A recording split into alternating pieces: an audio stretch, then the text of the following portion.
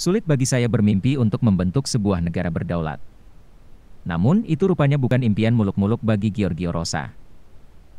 Insinyur mesin kelahiran Provinsi Rimini, Italia itu pernah tercatat dalam sejarah dengan ide gilanya tersebut. Bukan kendaraan super atau perangkat canggih lainnya, Rosa berusaha mewujudkan impiannya membangun negara. Inisiatifnya itu pula yang menimbulkan insiden di Italia pada penghujung 1960-an, bahkan cukup menghebohkan di dunia internasional. Kisah nyata sang insinyur gila asal Italia tersebut yang disajikan dalam bentuk film Rose Island. Film besutan sutradara Sidney Sibilia dikemas dengan cerita komedi aneh nan renyah. Sibilia tampaknya paham betul insiden antara pemerintah Italia dengan negara mungil itu menjadikannya sejarah yang absurd. Karakter Rosa diperankan aktor Italia Elio Germano. Sifat sang insinyur yang eksentrik, inovatif, namun ceroboh itu menjadi bumbu-bumbu komedi dalam film tersebut.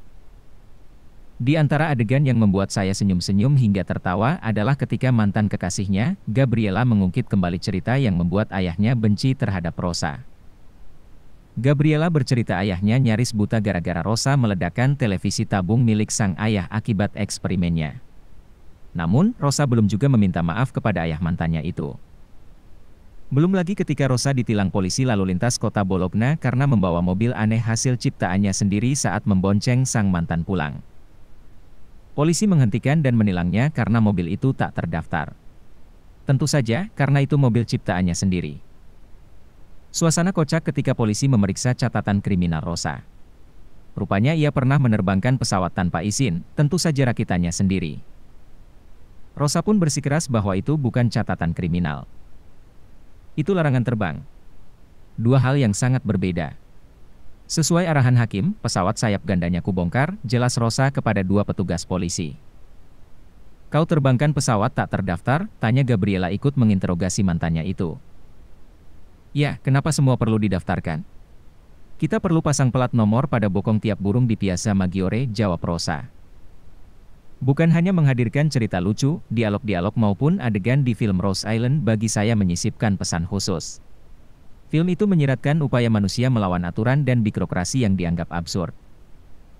Sejak era 1960-an akhir, gerakan-gerakan melawan pengekangan dan ketidakadilan melalui birokrasi dan aparat memang kerap terjadi. Mungkin pula di era itu menjadi cikal bakal gerakan anarkisme. Anarkisme mungkin bisa dijelaskan sebagai paham yang ogah menerima begitu saja narasi kekuatan negara yang dianggap memasung kebebasan individu.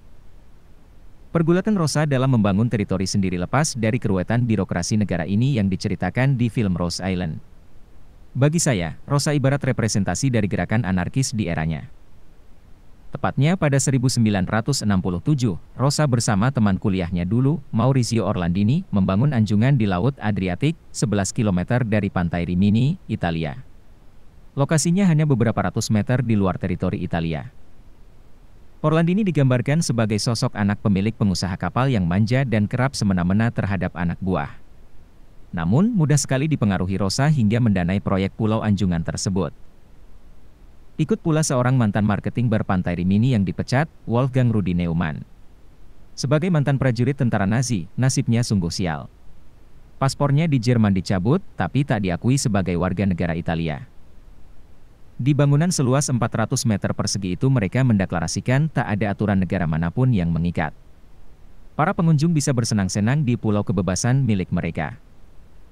Seiring waktu, anjungan Laut Rose Island itu semakin populer di kalangan muda-mudi Eropa. Sebagai simbol kebebasan yang tak terikat oleh aturan manapun, Rosa dan kawan-kawan memilih Esperanto sebagai bahasa mereka. Bahasa Esperanto sendiri sebenarnya diciptakan oleh ahli mata asal Rusia, II Zamenhof pada 1887. Namun, Esperanto benar-benar hidup dan mendapat tempat di Rose Island. Mengetahui pulaunya semakin populer, Rosa semakin radikal mewujudkan mimpinya. Ia membulatkan tekad untuk menjadikan Rose Island sebagai negara berdaulat. Terlebih, mendirikan anjungan di luar teritori Italia. Tepatnya pada 1 Mei 1968, Rosa mendeklarasikan sebuah negara, Republik Rose Island atau Respubliko della Insulo della Rosso dalam bahasa Esperanto. Rose Island pun tak lagi sekadar menjadi entitas bisnis hura-hura di tengah laut. Rosa kini menjadikannya negara dengan bendera, mata uang, bahkan paspor sendiri. Upaya Rosa itu pun menarik minat orang-orang dari berbagai negara di Eropa untuk pindah negara. Rosa bahkan melayangkan surat untuk membentuk negara baru ke markas Persatuan Bangsa-Bangsa di New York. Ulah sang insinyur membuat pemerintah Italia terusik. Perdana Menteri Italia saat itu, Giovanni Leone Geram. Ia melalui Menteri Dalam Negeri Italia, Franco Restivo, kemudian menekan Rosa membatalkan rencana yang mereka sebut konyol itu. Namun, Rosa tak menggubris. Ia malah meminta bantuan Dewan Eropa untuk menyelesaikan sengketa dua negara tersebut. Italia pun mengancam akan menghancurkan anjungan itu. Pada akhirnya, sejarah mencatat bahwa satu-satunya teritori yang diserang langsung oleh Italia adalah Republic of Rhode Island. Film Rhode Island pun berhasil membangun sebuah skenario yang apik dari keanehan insiden yang pernah terjadi pada 1968 di perbatasan Italia itu. Tuliskan pendapat kalian di kolom komentar.